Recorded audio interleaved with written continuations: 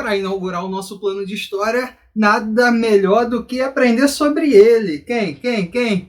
Esse malandro aqui, Adolf Hitler. Vamos fazer esse planejamento inicial explicando um pouquinho sobre a vida de Adolf Hitler e também pegando a sua ascensão ao poder. Então a gente vai falar mais ou menos do iniciozinho do século XX até a ascensão de Hitler ao poder, até 1933. Esse vai ser o nosso primeiro plano e é o desafio que está lançado. Espero que você acompanhe todos esses vídeos.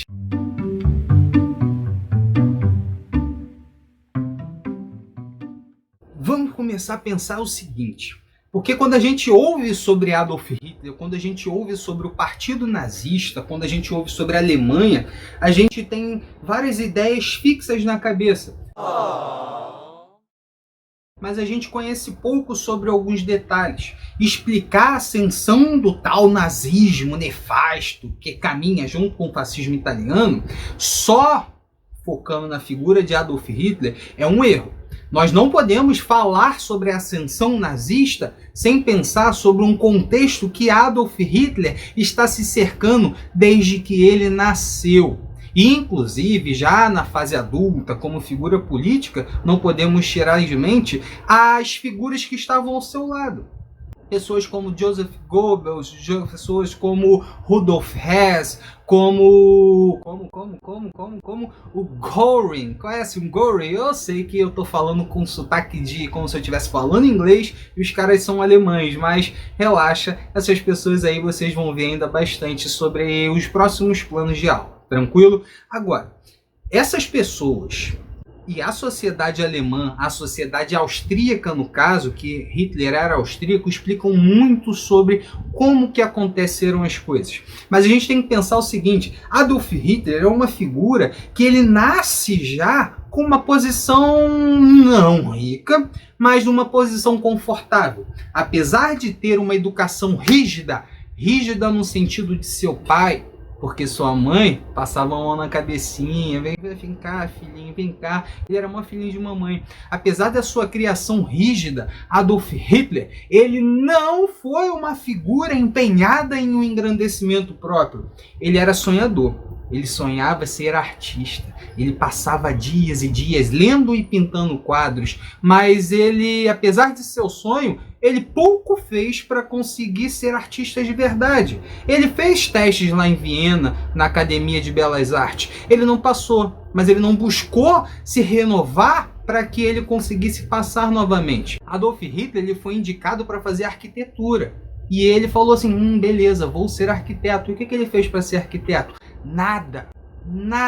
Adolf Hitler ele saiu da escola. Ele falou assim, mamãe, me tire da escola, por favor, pois isso é uma perda de tempo. Eu quero ser artista, mamãe. E o que a mamãe fez? Mamãe acatou a sua ordem. E sua tia Joana, dava mesada, dava dinheiro para ele ser sustentado já na sua casa dos 18, 19 anos, lá em Viena, que é a cidade que ele odiava. Odiava o Império dos Habsburgos, odiava a multiplicidade étnica e linguística da capital dos Habsburgos, que era Viena. Adolf Hitler, ele, na sua fase adulta, na sua pré-fase adulta, né, no final da adolescência, ele é uma figura que está vivendo na margem. Ele está vivendo marginalizado, pois ele não tem emprego, pois ele não procura emprego, ele não tem namorada, nem namorado. Nada. Ele não tem nada. Ele tinha um amigo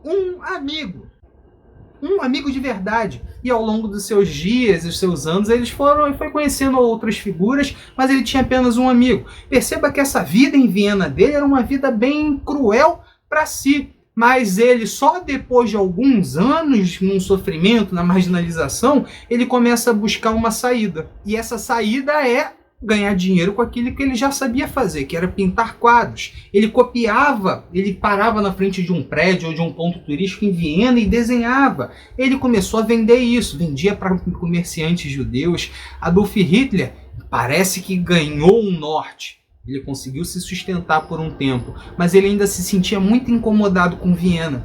Por isso que um pouco antes do início da Primeira Guerra Mundial, ele busca se mudar para Munique, a capital da Bavária. A capital da Bavária, para ele, sim, era uma cidade de verdade, uma cidade de alemães, que, por sinal, a ideia do alemão puro, a ideia do pan-germanismo, a ideia do arianismo, a ideia do antissemitismo, era tudo isso já disseminado na sociedade vienense, nas sociedades austríacas e de Munique.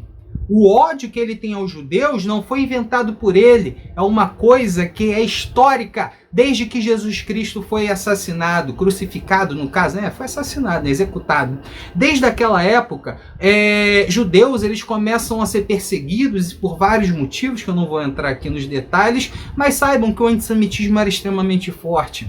Inclusive, naquela época, rolava uma revista chamada Ostara, de um senhor chamado Franz Lanz.